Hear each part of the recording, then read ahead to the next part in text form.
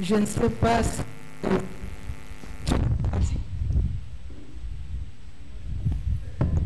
Je ne sais pas si c'est une maladie ou une mauvaise habitude.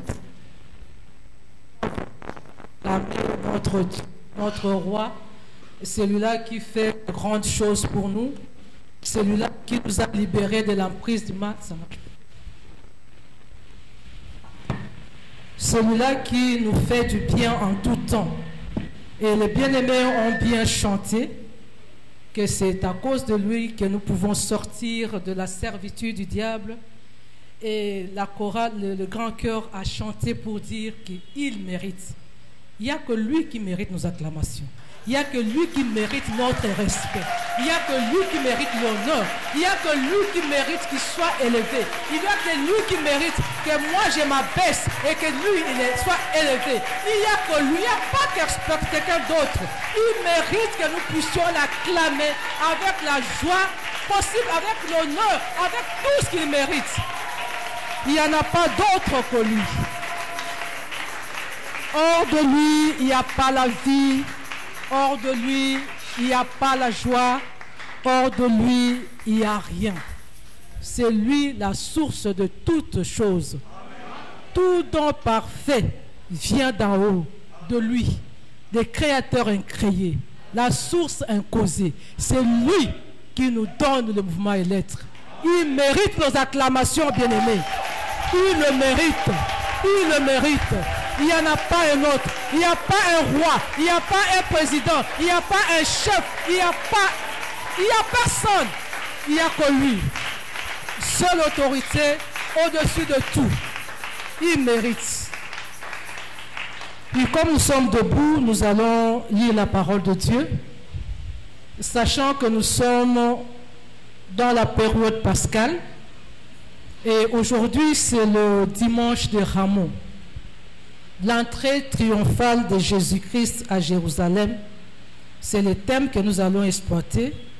Et pour cela, nous allons lire cet épisode dans l'évangile de Luc. Nous lisons au chapitre 19, du verset 28 au verset 38. Et après, nous lirons le verset 45 et jusqu'à 48. Je lis au nom de notre Seigneur Jésus-Christ.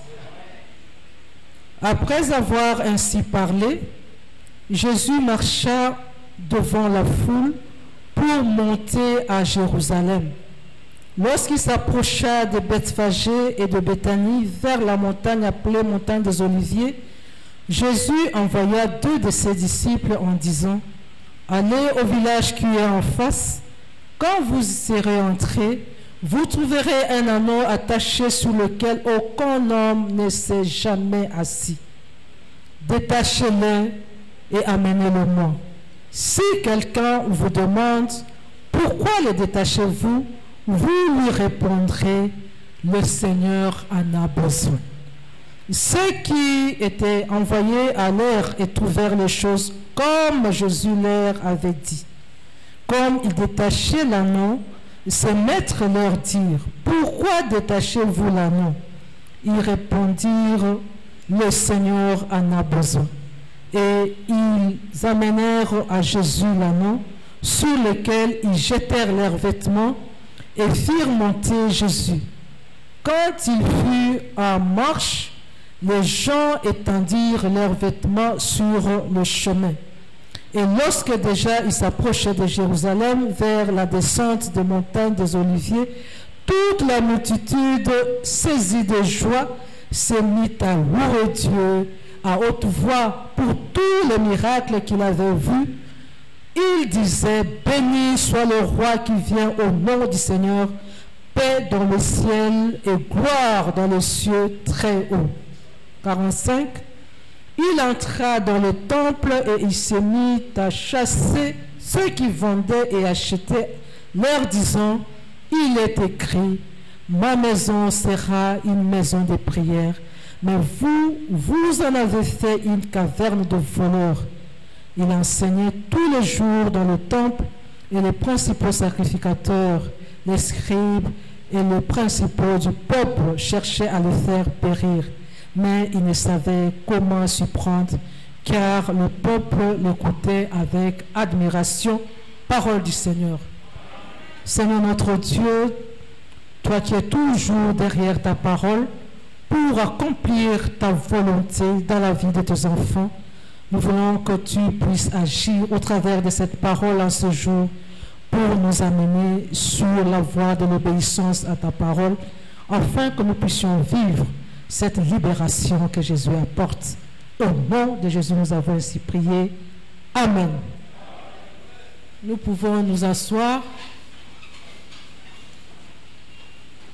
Entrée triomphale de Jésus à Jérusalem. C'est ça notre thème d'aujourd'hui. Cette histoire de l'entrée triomphale, nous l'écoutons chaque année. Parce qu'à chaque année, il y a la période pascale. Chaque année, nous lisons ces textes.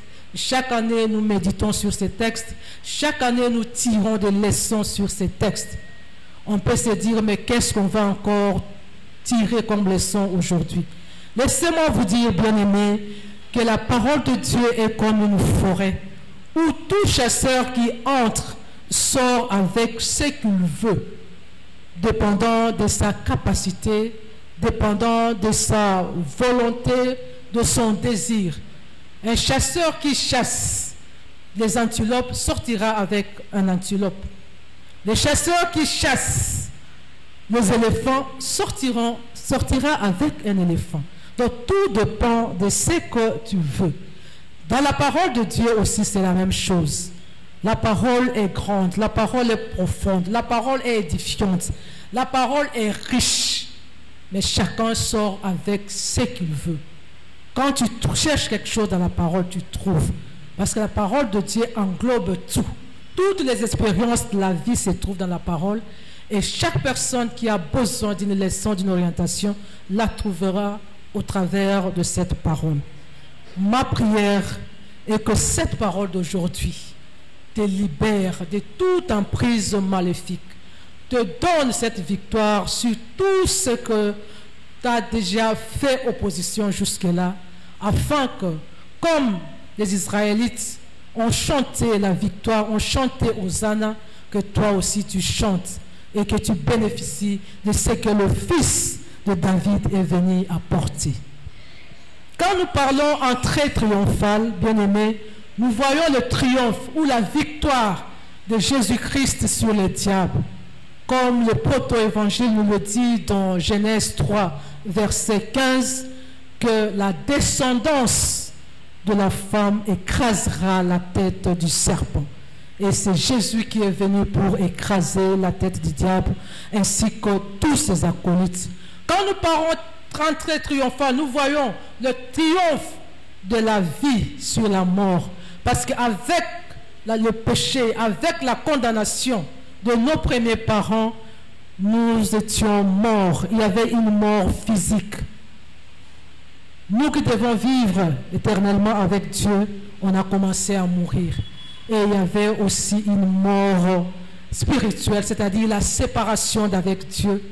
Et pire, il y avait aussi l'entrée de la mort éternelle, la séparation éternelle d'avec Dieu et la condamnation éternelle pour aller vivre dans l'enfer. Et avec le triomphe de Jésus-Christ, nous avons la victoire sur toutes sortes de morts. Avec Jésus-Christ, nous avons la victoire sur le péché. Parce qu'avec la désobéissance de nos premiers parents, l'homme est devenu esclave de celui à qui il a obéi, c'est-à-dire le diable, et son arme la plus puissante qui est le péché. Nous sommes devenus esclaves du péché. L'apôtre Paul dit que nous sommes esclaves de celui à qui nous obéissons. Quand nous obéissons au désir de la chair, nous devenons esclaves de la chair. Nous devenons esclaves du monde en cherchant toujours les plaisirs du monde. Nous sommes devenus esclaves du diable parce que nous cherchons toujours à lui plaire, à les servir. Avec le triomphe, l'entrée triomphale de Jésus, nous vivons la libération sur tout ce qui nous détenait captifs et nous pouvons crier Hosanna, bénissons celui qui vient au nom du Seigneur. Bien-aimés, les textes que nous venons de lire nous parlent de l'entrée triomphale de Jésus à Jérusalem. Jésus a prêché, Jésus a parlé du royaume, Jésus a annoncé la bonne nouvelle. Il a dit pourquoi il est venu. Et ici, on nous dit, après tout cela, il devait aller à Jérusalem. Il n'allait pas à Jérusalem pour autre chose. Il savait qu'il allait accomplir sa destinée. C'est pourquoi il est venu sur la terre. Il devait aller pour boire cette coupe qui l'attendait, parce que c'est pour ça qu'il est venu. Alors, sur la route, la Bible nous dit qu'il a envoyé 2 de ses disciples pour le précéder, afin d'aller récupérer un anneau sur lequel aucun homme n'est jamais monté. Il sera le premier. La Bible dit, en toutes choses, il est le premier. Il est le premier-né d'entre les vivants. Alléluia. Et il devait être le premier à monter sur cet anneau, même si cela ne lui appartenait pas. Parce que quand les disciples sont venus, sont allés plutôt, ils ont trouvé le propriétaire. Et le propriétaire leur a demandé, qu'est-ce que vous faites? Pourquoi vous déliez? Moi, je l'ai détaché pour mes besoins. J'ai un projet avec ça. Mais les disciples ont dit, le maître en a besoin.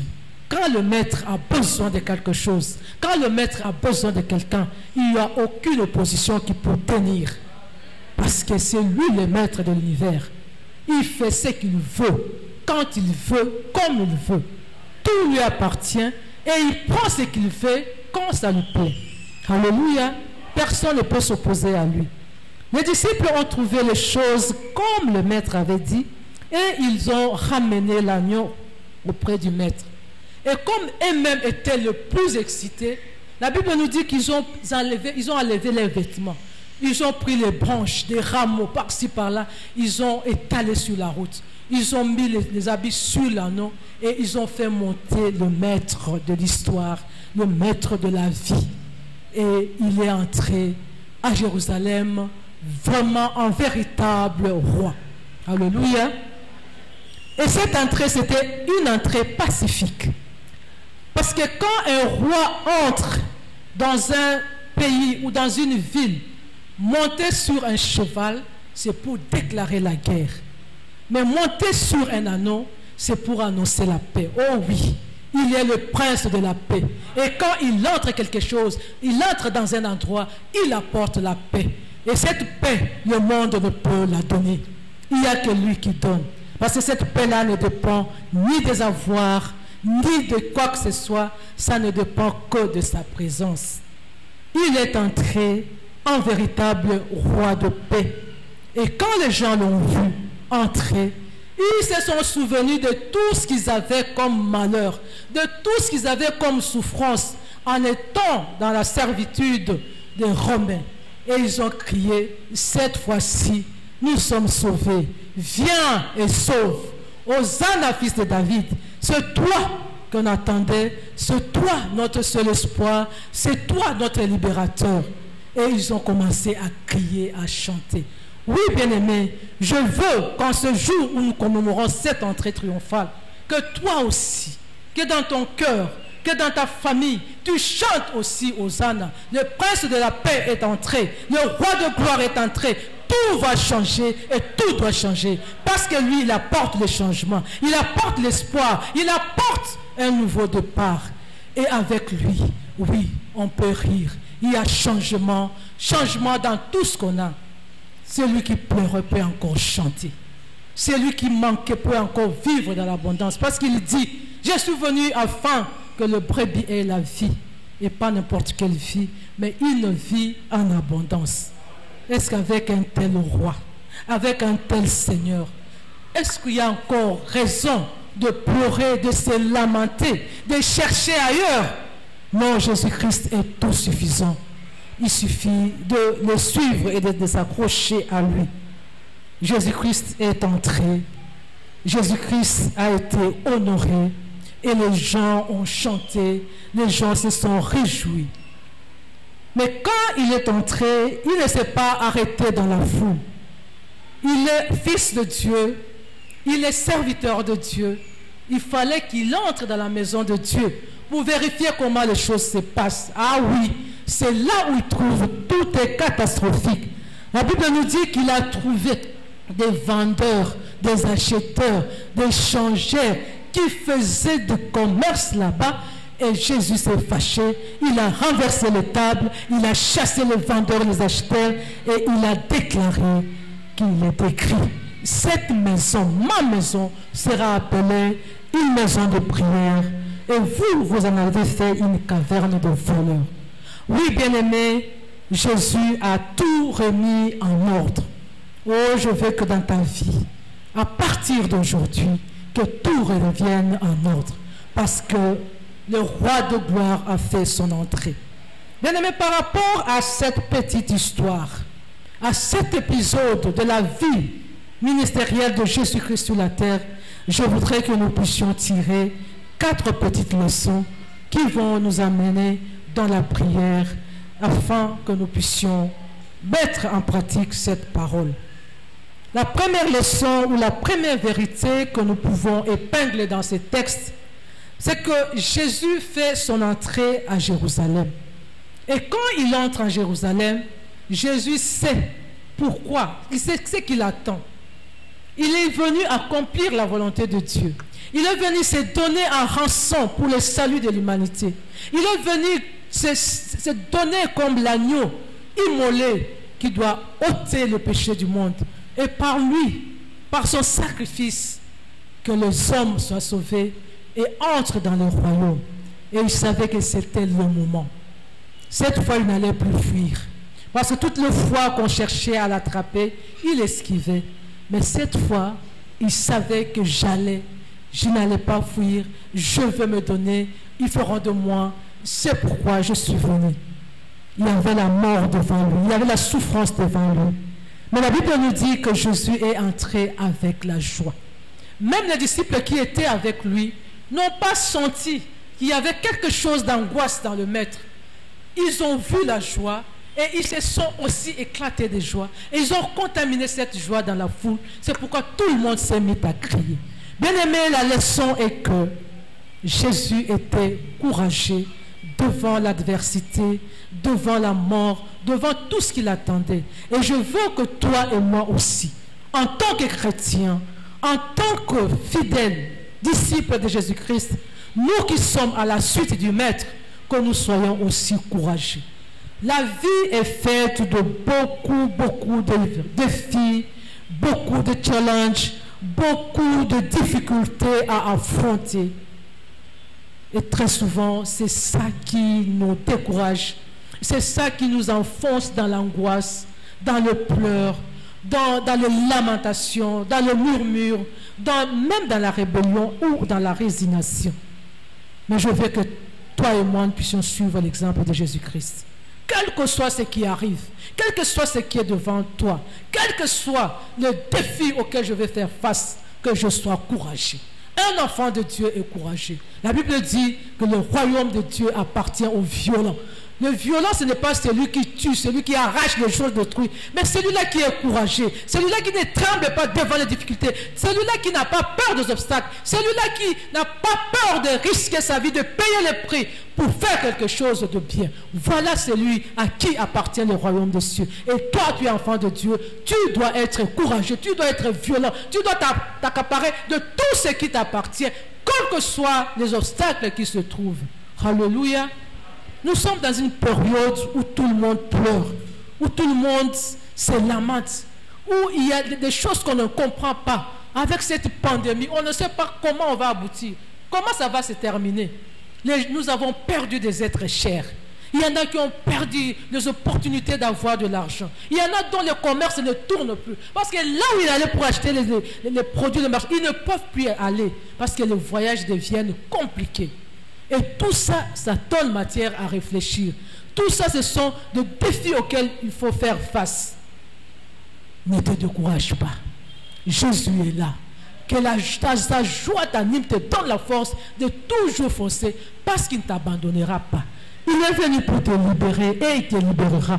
Il est venu pour te donner la victoire et il te donnera. il faut s'accrocher à lui, il faut être courageux, il faut toujours aller de l'avant, jamais abandonner. Tu peux échouer aujourd'hui, mais sache que l'échec, c'est juste une étape vers la réussite. L'échec, c'est pour te donner des leçons.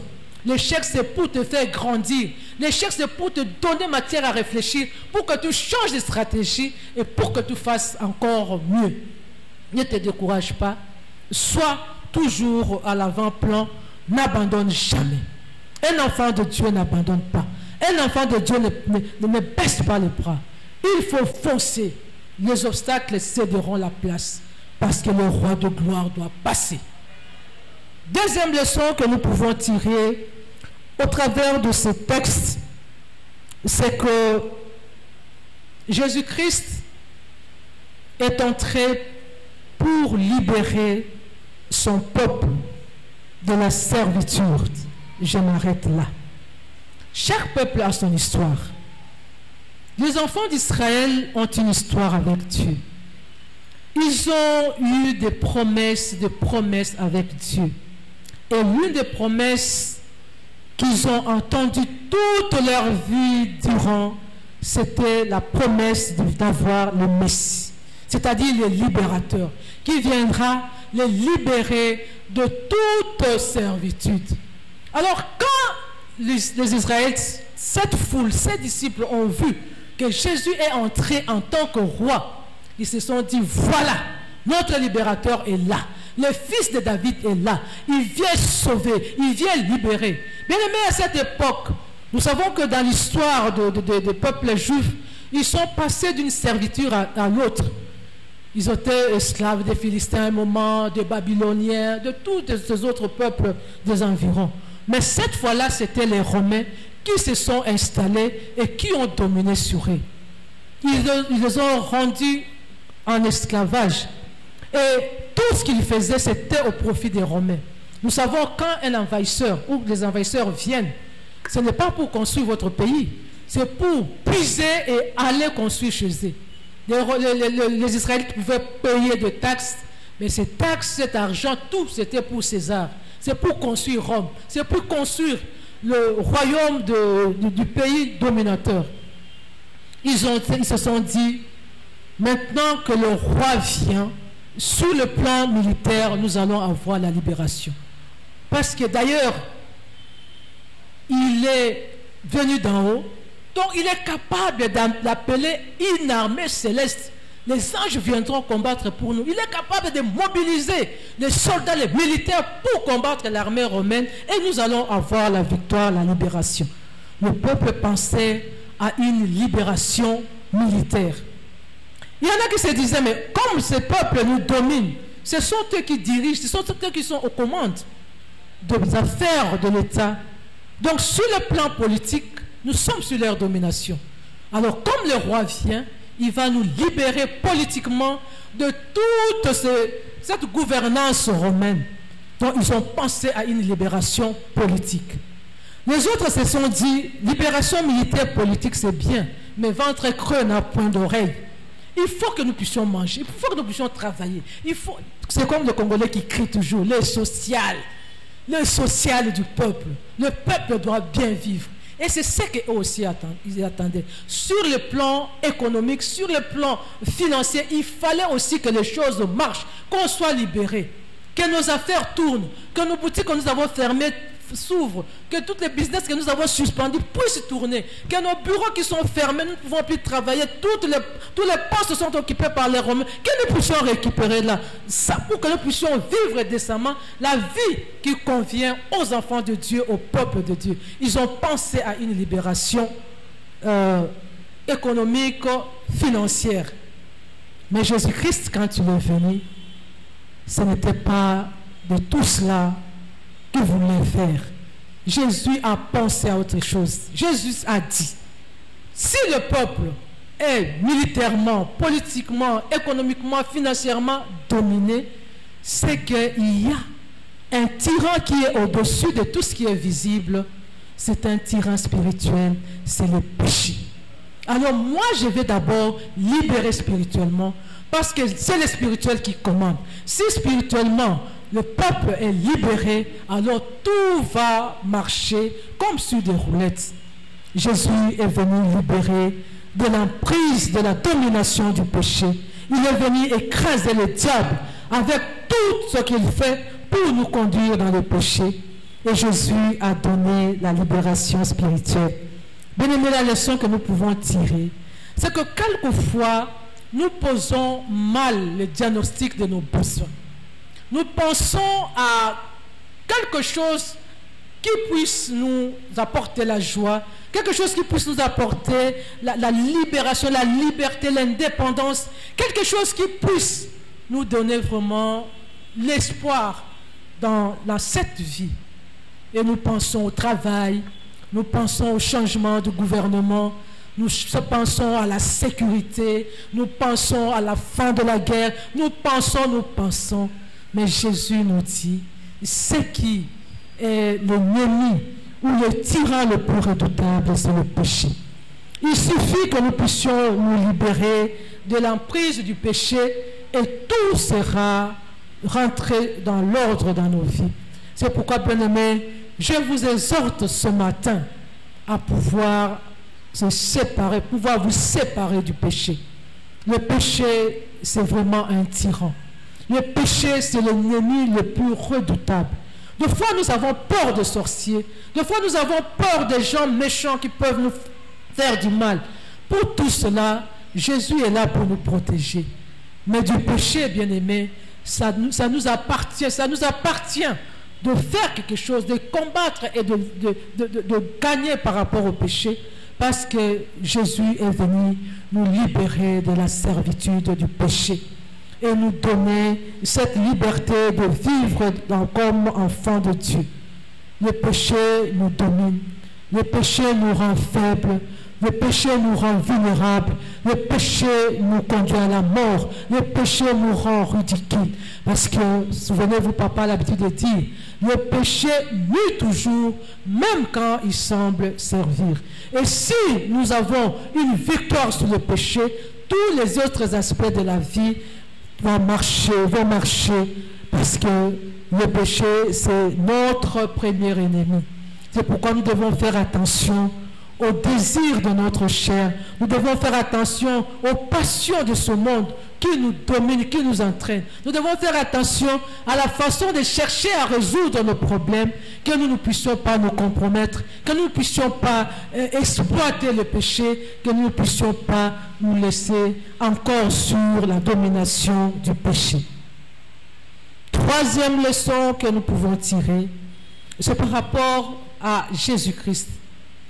Jésus a dit aux disciples, allez et vous trouverez les choses de telle façon. Les disciples sont allés et la Bible nous dit qu'ils ont trouvé les choses comme Jésus leur avait dit. C'est comme pour dire que Jésus-Christ est vraiment Dieu. Il est omniscient, il connaît tout. Et tout lui obéit. Alléluia. Et quand il a besoin de faire quelque chose, il n'y aura aucune résistance. C'est pourquoi les disciples sont partis et ils ont pu prendre cet anneau-là. Bien-aimé, la leçon que je veux que tu tires ce jour est que Jésus-Christ te connaît. Il te connaît tel que tu es. Il connaît les désirs les plus profonds de ton cœur. Il connaît ce qui te trouble. Il connaît là où tu veux arriver. Et il est capable de le faire. Il suffit de lui faire confiance. Alléluia. Il suffit de lui faire confiance. Nous devons croire en Jésus-Christ. S'il est venu, ce n'était pas pour faire une tournée inutile sur la terre, mais c'est pour nous faire du bien. C'est pour nous élever. C'est pour nous valoriser. Et il est prêt à nous donner, mais nous devons lui faire confiance. Nous devons avoir foi en lui. La Bible nous dit dans Hébreux 11, verset 6, que sans la foi, personne ne peut être agréable à Dieu. Et celui qui veut s'approcher de Dieu doit croire dans son cœur que Dieu existe et qu'il est le libérateur, le rémunérateur de tous ceux qui le cherchent. Bien-aimé, la foi, c'est le point de contact que Dieu utilise pour nous faire du bien. La foi en Jésus-Christ, c'est le seul moyen par lequel Dieu nous donne ses bénédictions. La Bible dit dans Acte 4, verset 12, « Dans le ciel, sur la terre, il n'y a aucun nom qui nous ait été donné par lequel nous sommes sauvés, si ce n'est le nom de Jésus. » Et Jésus a dit, « Tout ce que vous demanderez en mon nom, vous le recevrez. » Alléluia.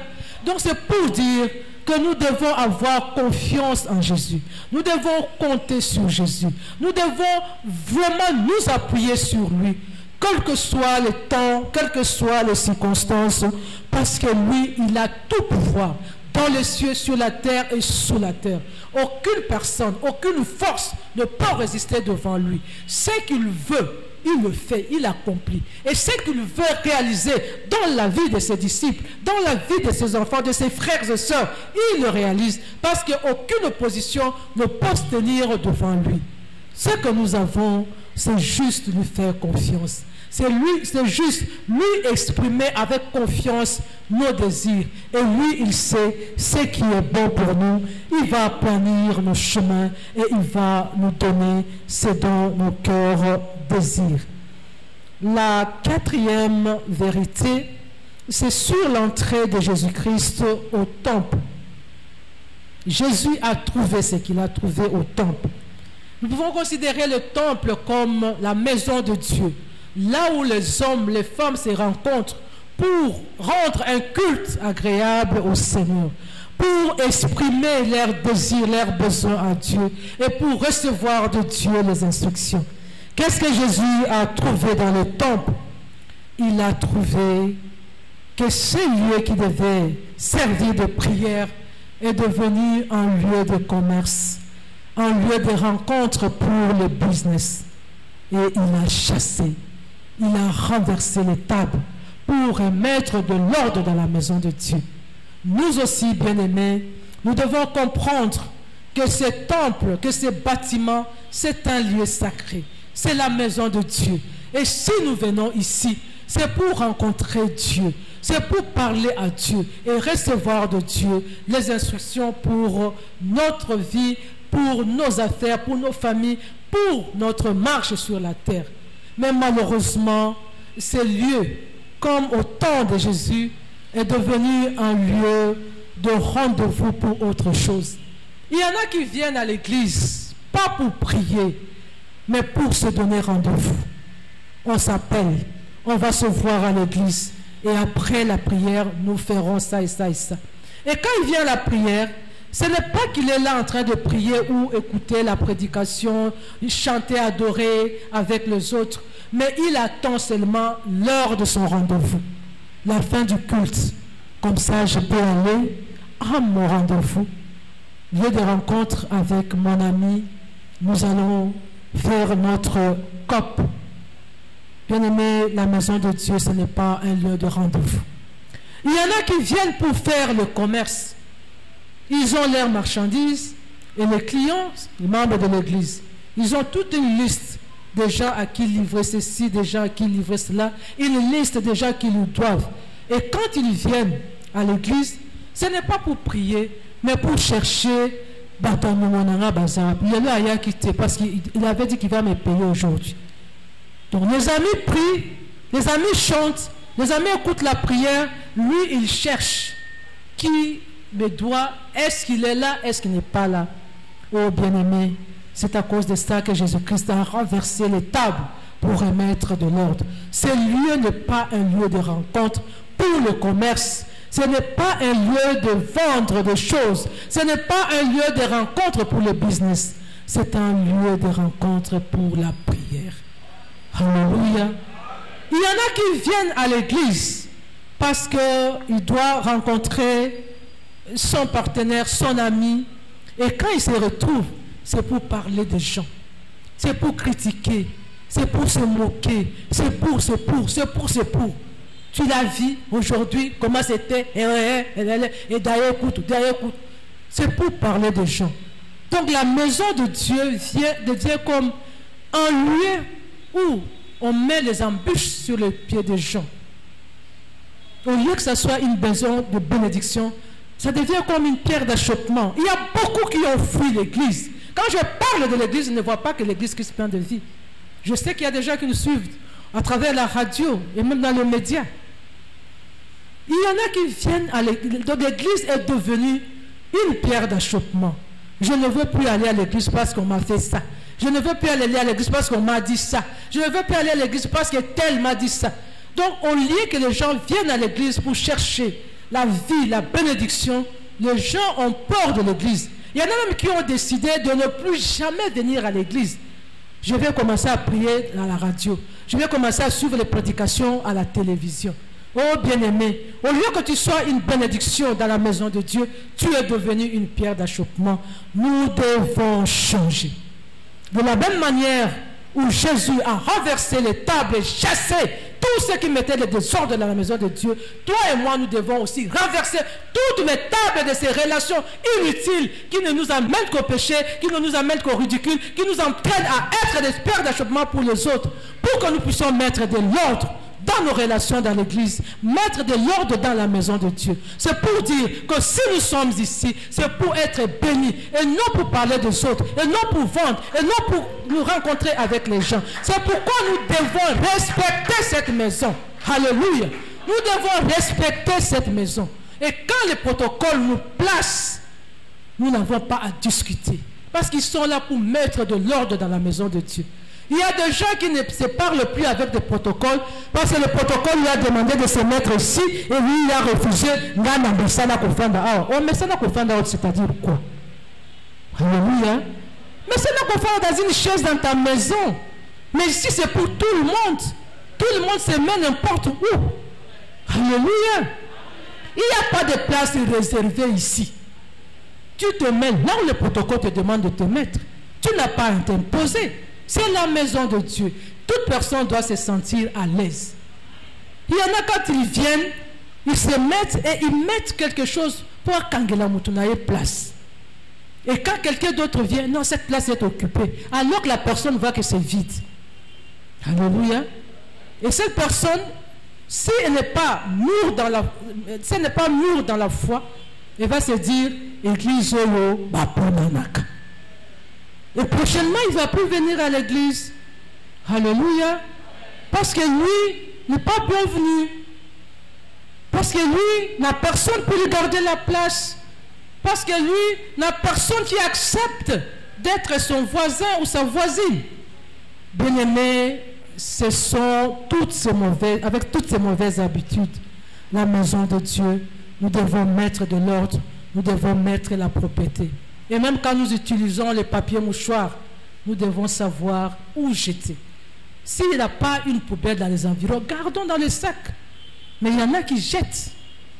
Parce qu'il y a les services de nettoyage qui viendront pour faire ça. Mettons la propreté, mettons de l'ordre dans la maison de Dieu. Toujours par rapport au temple de Dieu, la Bible nous dit que notre corps est le temple du Saint-Esprit. Celui qui reçoit Christ dans sa vie fait que quand Jésus entre, que le Saint-Esprit vienne habiter. Et ce corps devient le temple du Saint-Esprit.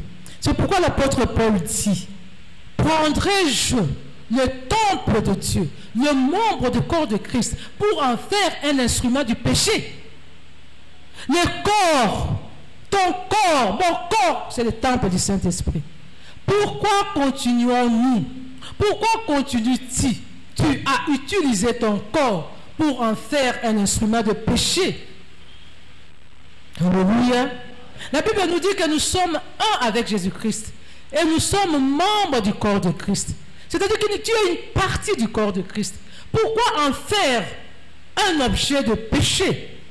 Bien-aimés, nous devons respecter notre corps en tant que temple du Saint-Esprit. Même si tu n'as pas envie de te respecter, mais respecte au moins ce corps parce que le temple de Dieu, Dieu habite en toi et tu dois le respecter. La Bible dit, n'attristez pas le Saint-Esprit de Dieu. Et ce qui attriste le Saint-Esprit de Dieu, c'est le péché. Quand nous péchons, nous disons au Saint-Esprit, tu n'as pas ta raison d'être ici. C'est mon corps, je règne. Et le Saint-Esprit devient triste. Il ne sait plus faire. C'est pourquoi il est venu dans ce corps. La Bible nous dit, Jésus, avant d'aller, il a promis aux disciples de leur envoyer le Saint-Esprit pour consoler, pour convaincre du péché, de la justice, de la condamnation, et aussi pour montrer les chemins, pour nous faire comprendre la profondeur des Écritures. Et quand le Saint-Esprit est ainsi attristé, il ne sait plus faire son travail. C'est pourquoi il y a confusion entre ceux qui prient et ceux qui ne prient pas. Parce que nous nous retrouvons aux mêmes endroits, nous faisons les mêmes choses, nous réagissons de la même façon, nous volons, nous tuons, nous nous prostituons comme tout le monde. Et il n'y a pas de différence. Et pour ça, le Saint-Esprit est attristé. Oh bien-aimés, nous devons changer notre façon de vivre. Nous devons mettre de l'ordre dans nos vies pour que le Saint-Esprit travaille et que la bénédiction de Dieu abonde dans nos vies. La Bible dit dans Isaïe 59, versets 1 à 2, que la main de l'Éternel n'est pas courte pour secourir, ni son oreille bouchée pour ne pas entendre. Mais ce sont nos péchés, ce sont nos péchés, ce sont nos péchés qui sont comme un parapluie qui empêche les bénédictions du ciel de tomber sur nous. Bien-aimés, de fois nous condamnons les gens. Ce qu'ils ont fait, depuis que nous avons commencé à les détruire, depuis que nous avons commencé à les renverser, comme Jésus a renversé ces tables, nos vies ne changent toujours pas. Parce que le problème, ce ne sont pas les ancêtres, ce ne sont pas nos parents. Nos parents n'ont pas connu Dieu comme nous le connaissons aujourd'hui. Alléluia. Ils ont fait ce qu'ils ont fait parce qu'ils pensaient que c'était bon. Mais toi et moi, nous savons que tout ce que nous condamnons, que nous détruisons dans nos ancêtres, c'est ce que nous continuons à faire. Alléluia. Et nous voulons que la bénédiction arrive. Ne cherchons pas de bouc émissaire. Les ancêtres sont morts, laissons-les tranquilles. Voyons maintenant notre vie. Soyons responsables vis-à-vis de nos actes. Et soyons conséquents. Assumons. La Bible dit, Dieu ne cherche pas la mort d'un pécheur. Ce qu'il veut, que le méchant abandonne ses mauvaises voies, qu'il change, qu'il se convertisse et qu'il me suive. Et c'est alors que la bénédiction viendra sur lui. Bien-aimé, ta bénédiction ne dépend que de toi. Il suffit de changer. Il suffit de changer tes habitudes, de changer ta mentalité, de changer ta façon de faire, de changer ton langage et de laisser au Saint-Esprit la liberté de faire de toi un instrument de justice. C'est pourquoi il est venu dans ton cœur. Nous devons examiner nos vies, bien-aimés, et nous devons cesser. Nous devons mettre de l'ordre dans nos relations. Nous devons mettre de l'ordre dans nos pensées. Nous devons mettre de l'ordre dans nos sentiments. Il y a des gens où chaque jour, ils ne répètent que cette prière-là, je pardonne. Mais au fond de lui, il n'a jamais pardonné. Toujours les sentiments d'amertume, toujours les sentiments de haine, toujours les sentiments de vengeance, toujours les mauvais sentiments-là. Bien-aimé, comment veux-tu que Dieu puisse agir? Comment veux-tu que cette libération de Jésus-Christ profite? Nous devons changer. Nous devons changer nos cœurs. Nous devons changer nos pensées. Nous devons changer nos actes. Nous devons changer notre façon de voir les choses. Nous devons nous séparer des péchés. La Bible dit dans Psaume 97, verset 10, que tous ceux qui aiment Dieu haïssent le mal. Bien-aimés, nous ne pouvons pas prétendre aimer Dieu et en même temps aimer le péché. Parce que c'est par là que nous vivons. Parce que c'est ça qui nous fait que nous puissions nouer les deux bouts de moi. Parce que c'est pas avec ça que je peux aider ma famille. Bien-aimé, Dieu peut tout. Tout lui appartient. Et il est capable de te bénir. Il a nourri ses serviteurs à partir des oiseaux. Alléluia. Et lui était nourri. Mais toi, tu penses qu'il ne va pas te nourrir. Tu penses que pour manger, pour t'habiller, pour faire étudier les enfants, il faut pratiquer le péché. Un enfant de Dieu ne pratique pas le péché. Le péché doit être un accident. Le péché, c'est notre plus grand ennemi. Le péché, c'est vraiment ce dominateur-là, ce tyran qui vient gâcher nos vies, qui nous empêche de recevoir tout ce que Dieu a entreposé dans le lieu céleste. C'est bénédiction. Le péché nous empêche. Changeons notre façon de faire, d'agir, et Dieu changera sa façon de nous bénir. La réponse, la solution, c'est toi. Tu abandonnes le péché et le Seigneur t'accorde sa grâce. Oui, bien-aimé, la vie est faite de haut et de bas. La vie est faite de difficultés, des obstacles. Mais il y a quelqu'un qui a payé le prix pour la rendre heureuse, pour la rendre vivable, pour la rendre agréable, c'est Jésus-Christ. Il est venu payer le prix. Il est venu se donner en sacrifice. Et à cause de ce sacrifice, nous avons accès à la grâce de Dieu. Mais il y a une chose que le Seigneur veut. Il y a une chose que le Seigneur attend de toi et de moi. Que nous puissions être courageux face aux adversités, que nous ne puissions pas lâcher.